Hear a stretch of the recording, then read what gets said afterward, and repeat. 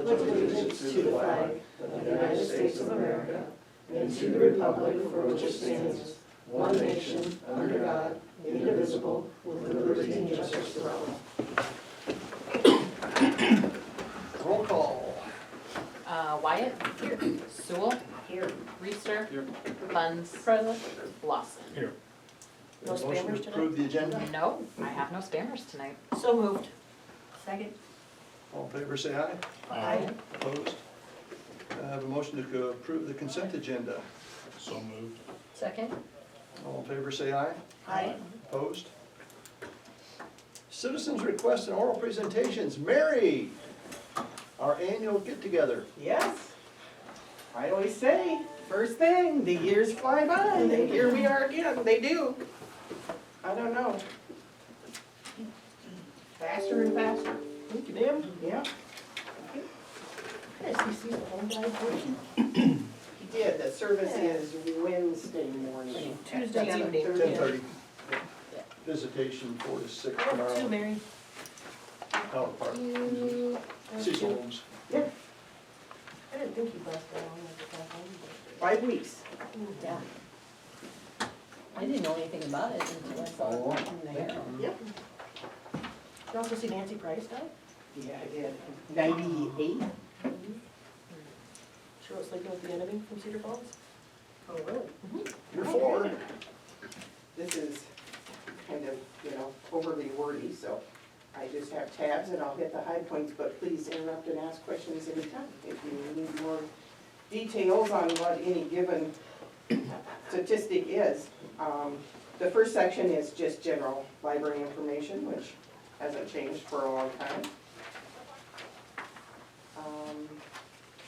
We did, the state library has libraries in categories, so they're size A, size B, size C, all the way through D. When we crossed the 2,500 population line, we went up to a size D. So now we're lumped in a different category with larger libraries. I think it's 2,500 to 5,000. The first section, section B, is paid staff and salary information. Our total paid staff FTE, full-time equivalent, is in B8, 3.27. We do have 3 full-time, 1 full-time at 35 hours a week, the other 2 at 40, and then 2 very part-time staff members. But we couldn't do it without them, so. The next section is, that's page 3, if we've got the same page set up, is salaries. And that goes into state reports and then, as compared across the boards too. We have, our janitorial staff is contract, so that doesn't show up in our salary. But our IT is a salaried employee, just working on the budget for next year. He gets in about 35 hours a year. And of course, he's at a much higher wage, but I think we get by pretty darn good for having the entire network, and it costing us about $2,200 a year is all for our IT services. So that actually does show up in wages. But then we don't have that in contract at all. We had no capital projects this year. First one for a while. We had some cameras last year, we had the musical instruments the year before, we had the renovation the year before that, so I do have some routine, well, a little more frequent than routine building maintenance going on, just, automatic door openers, servicing, and some work on the outside lights. They were all photocells, which no longer work, and ballasts have to be retrofitted and all kinds of fun things like that. So there's always that kind of ongoing. In the D section, that is income, library income for the year. The total local government income received on D6 was $238,319. if you compare that to the total operating, it's gonna be off the amount of our healthcare costs. That doesn't show up as income, so it throws things a little bit. They don't match, but they're not supposed to, so. County was down 3,000, but that's because during COVID, most of the other libraries closed, but we were still open. Well, mostly for curbside, but we were open and we were still racking up numbers. And we picked up a lot of customers because the other libraries were closed. So our county income is based on a formula for circulation to rural residents from the year before. So we actually gained during that time period, but I knew that that would correct itself, and it is gradually. So we go before the county every year and ask for, we are not, if you compare us to counties of like sizes with a city like Waterloo, Cedar Falls, or, you know, compared to Ames, or compared to Dubuque, or Black Hawk County is behind. We are not where we should be. We get a little more money every year, but they don't quite, you know, keep pace. One of the things we're asking them for right now is money for the Dolly Parton Imagination Library, because that is an ongoing fundraising effort for, it's a Black Hawk County consortium. And they wanted, you know, really kind of 5 years up front. But we did just get an award of $30,000 from the Guernsey Foundation to go into that. Our foundation puts in enough to fund all of the 50643 zip code. We can, you know, do reports and see how many kids we have currently enrolled. We run right around 100. So that's good. That's a lot of preschoolers we're reaching. So. Total operating income in D16 was $249,906. Then you get into operating expenditures. And you can see those numbers there. It goes from salaries and wages, other employee expenses. Then it has physical collection expenditures in D25. And then if you go down a little further, in D33, you see electronic collection expenditures, 2,589, which gets the total of all operating at 268,456. That's actual spent. The next is the library collection, section E. In E7, you can see, well, you see all the different types of materials there. Physical, and then it goes on to electronic. The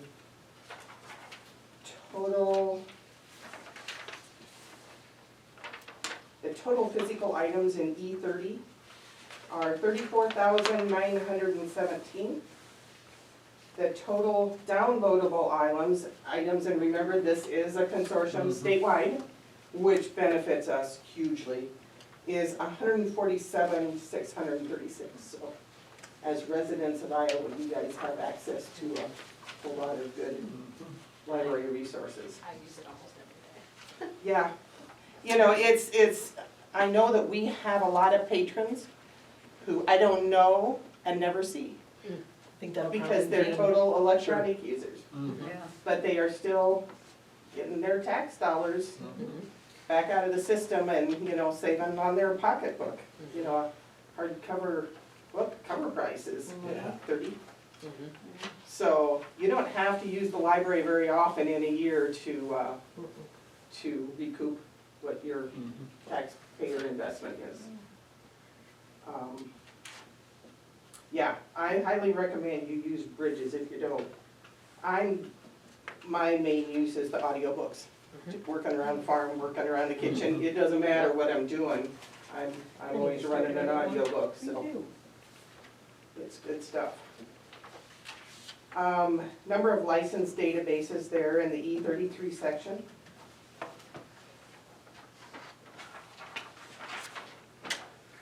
have World Book Online. We have Transparent Language, has like 100 languages you can learn, and it's a really neat, easy-to-use system. I've used the Spanish one quite a lot. Usually when I'm getting ready to go somewhere and I'm panicking a little bit, because I don't know how to communicate, so then I'm all on board all of a sudden again, but it is a really good product. Transparent Language, you can go to our webpage and find a link to it. And there's over 100 languages you can learn through this product. It's one of my retirement goals. It's, yeah, Learn a language. it's, it's free to use for local residents. It's a good product. It's very intuitive. Kids can use it, adults can use it. It's pretty easy to use. We have Ancestry, we have Heritage Quest, both of those are genealogy databases. I think that's it. Total physical circulation in F8, 15,379. Use of downloadable materials in F21, 4,229.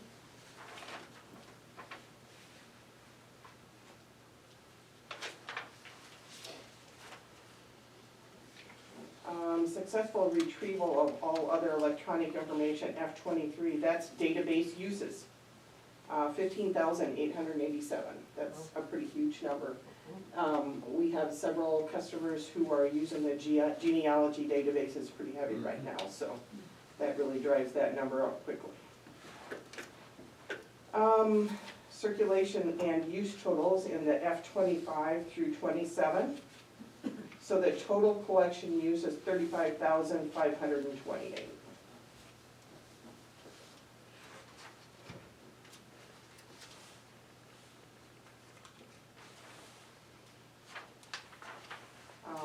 F28, interlibrary loan we received from other libraries was 419. We saw this statewide system, facilitated, run, funded by the State Library of Iowa.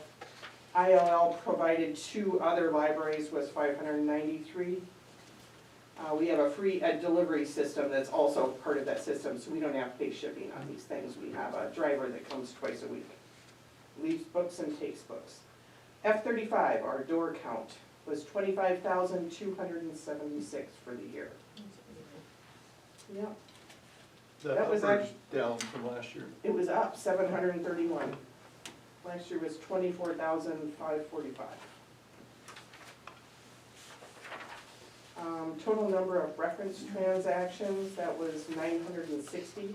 That's down a little bit, but then I kind of expected to be as people, have their phones in their hands, looking things up all the time, they're less likely to pick up the phone and call us, so.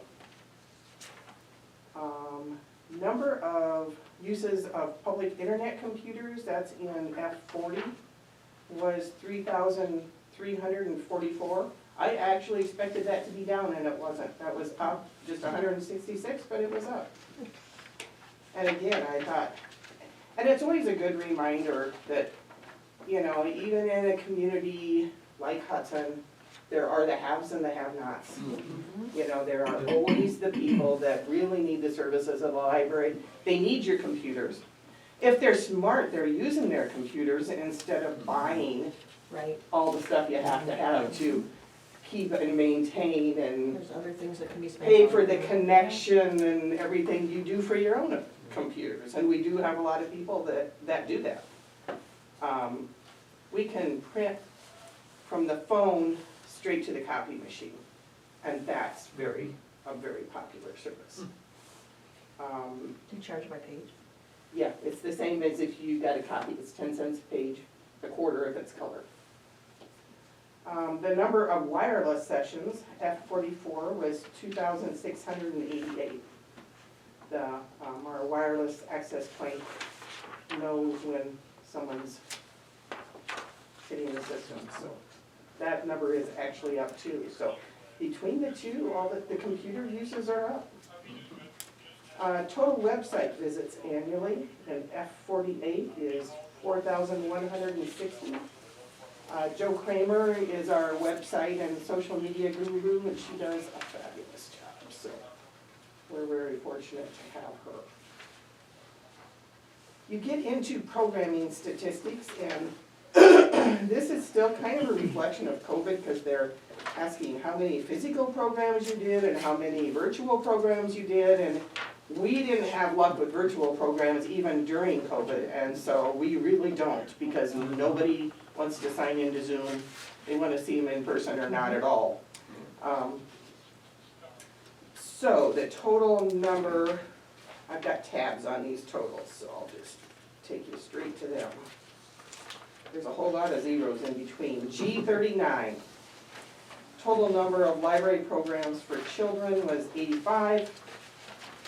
Total number of people attending library programs for children was 1,266. On the next page,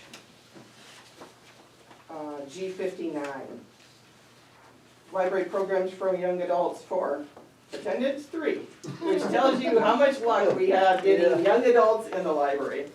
Once they can drive and get to their social activities without parental assistance, it's difficult. We don't compete. G79, total number of library programs for adults 171, attendance 992. I went to a few of those.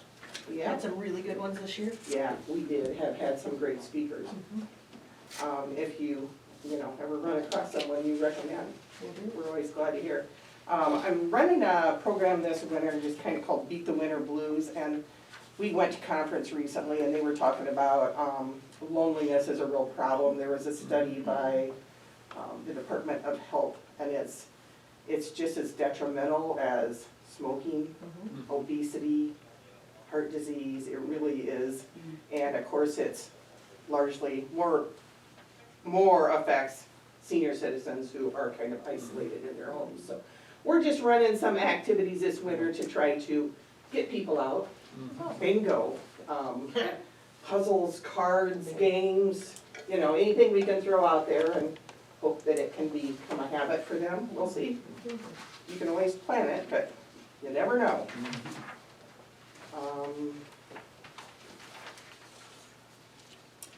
G107. Total number of live library programs was 314. Total number of people attending was 2,838. That gets us down to the other, just, things about the building, things about our system. We are open 3,068 hours in a year. I believe it's 54 hours a week, I think. Square footage, and that's the end. Do you have any questions? I just want to say thank you for all the hard work that you and everyone does over there, because we have a wonderful library that's talked about in other places even. The privilege is ours. Yep. So, and thank you for your support. You said people call in for reference, like what's an example of someone calling in to ask a question that they could look up on their phone? Well, the most recent one I had was an Amish gentleman calls in to get a phone number for Interesting. a lumber company in some town. Huh, And you always, they have the German accent, Sure. so is that you pretty always common? know when it's, Like Amish people call the library, is that common? well, this guy does. Okay. Why He's does he been call, calling for years. why does he call the Hudson Library? Because it's not, We must be in his phone book for some reason. that's Or in his- interesting. In his phone? He must have a flip phone, maybe? Probably. Interesting. we don't have one. No, I think he probably has a flip phone Oh, and and he's we must in be in there. Or he has it memorized, but yeah. Interesting. Or he's done work here before. Right. I'm sure he Right, could has, be. Yeah. I'm sure he has. Huh, very Um, interesting. I know you used to get a lot of calls from the Chamber of Commerce too, because it was the We library do. phone number that was listed as the chamber number. Oh, Because really? they don't have an office. Mhm. So we get a lot of those kind of general calls. Sure. When is Hudson Days? How do I get a hold of the vendor, people for Hudson Days? Sometimes it's kind of local history things. Sometimes they're looking for someone, trying to track down a classmate. or Interesting. Don't tell them where I live. something like that. It, it really is very general. Lots of times it's for accessing services though, not one kind of thing. Cool. So, Thank you, Yeah, thanks, Mary. Pass on Okay, thanks to thank the you rest so of your much. staff. I will. Wonderful. Jeff, Public Works. Public Works, we met Wednesday, November 15th, here in the council chamber at 7 a.m. The first thing that we discussed was plumbing code, mechanical code. It was brought to our attention that we really don't have a code in place today and should adopt something. We looked at adopting the state code from 2021. Nick pretty well led the charge on this, so that's on presentation tonight for the council's approval to adopt the state's 2021 code. The next item we discussed was the water and sewer rates. We looked at what other towns in our area were doing. We proposed tonight for the council to approve a 5% increase on both water and the sewer side. The last item we talked about was a GIS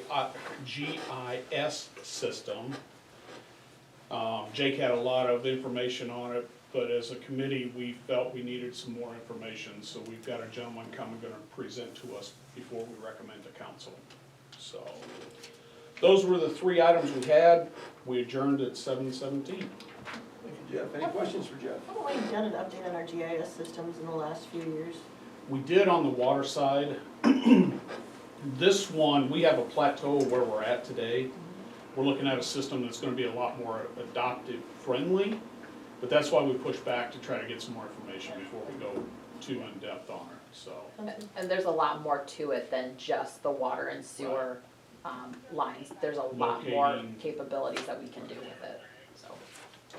So don't ask too many questions, we don't know, I don't have a lot of answers for that yet, I but, just know we talked about it. Okay.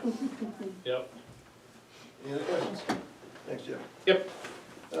Public hearing, I'll open the public hearing to gather public input regarding a proposed ordinance amending the Code of Ordinances of the City of Hudson, Iowa by amending provisions pertaining to park regulations for park hours. And that's to reset them from 6 a.m. to 10 p.m., correct? Correct. Any written comments? No. Any oral comments? I'll close the public hearing. General government, Hudson City Council maintains the right to waive the first and second readings of the ordinances presented and may pass the third and final reading of the same ordinance within the same council meeting. Item A, discussion action to approve the first reading of ordinance 892, an ordinance amending the Code of Ordinances of the City of Hudson, Iowa by amending provisions pertaining to park regulations to aforesaid 6 a.m. to 10 p.m. Motion to approve? So moved. Second. Discussion? Roll call. Wyatt. Aye. Reister. Aye. Sewell. Aye. Lawson. Aye. Buttons. Aye. All right, motion carried 5-0. Item B, discussion action to approve resolution 3141, a resolution setting a public hearing regarding the water and sewer rates, and the public hearing will be December 18th. So moved. Second. Discussion? Roll call. Sewell. Aye. Lawson. Aye. Buttons. Aye. Wyatt. Aye. Reister. Motion carried 5-0. Item C, discussion action to approve resolution 3142, a resolution setting a public hearing to insert into the Hudson Code, City Code 2017, Chapter 157, plumbing code, and this is for a public hearing to be January 8th to allow extra time for businesses to review it. Correct. Motion to approve? So moved. Second. Discussion? Roll call. Buntz. Aye. Sewell. Aye. Wyatt. Aye. Reister. Aye. Lawson. Aye. All right, motion carried 5-0. Item D, discussion action to approve resolution 3143, a resolution setting a public hearing to insert into the Hudson City Code 2017, Chapter 158, a mechanical code. Again, public hearing to be January 8th. So moved. Second. Discussion? Roll call. Lawson. Aye. Reister. Aye. Buntz. Aye. Sewell. Aye. Wyatt. Aye. All right, motion carried 5-0. A few informational items in the packet. Reminder items, regular scheduled meeting is held at council chambers except for the library board. Public safety committee has been canceled for November. Public works committee will be December 13th at 7 a.m. Personnel admin finance committee December 18th at 4:45 p.m. Mayor's Task Force has been canceled for December. Next council meeting is Monday, December 18th at 6 PM and January 8th at 6 PM. And I don't plan on being here at the January 8th meeting, so. Why? Second. All in favor, say aye. Aye. Opposed? We're adjourned.